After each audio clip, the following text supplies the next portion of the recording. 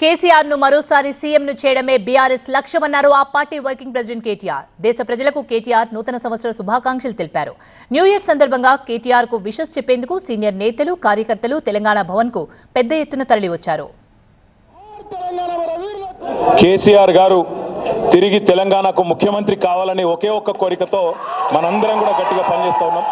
తప్పకుండా ఈ సంవత్సరం కేసీఆర్ గారి నాయకత్వంలో మన పార్టీ మరిన్ని విజయాలు నమోదు చేయాలని, తెలంగాణ ప్రజల ఆశీస్సులు తిరిగి పూర్తి స్థాయిలో పొందాలని, దానిలో భాగంగా మనకు ఎదురయ్యే చిన్న చిన్న చికాకులు, చిన్న చిన్న అడ్డంకులు, వాటన్నిటినీ ఎదుర్కొనే శక్తి ఆ భగవంతుడు మీ అందరికీ ప్రసాదించాలని, అదేవిధంగా మీరందరూ కూడా మీ కుటుంబాలతో సుఖ సంతోషాలతో ఈ సంవత్సరం అంతా కూడా ఉండాలని మనస్ఫూర్తిగా కాంక్షిస్తూ, తెలంగాణ ప్రజలకు కూడా భారతదేశంలోని అందరికీ కూడా మంచిగా జరగాలి, కులాలకు మతాలకు అతీతంగా ఎట్లాంటి ఇబ్బందులు లేకుండా, ఎట్లాంటి చికాకులు లేకుండా ఈ దేశం, ఈ రాష్ట్రం ఎల్లవేళలా ప్రశాంతంగా ఉండాలని మనస్ఫూర్తిగా కాంక్షిస్తూ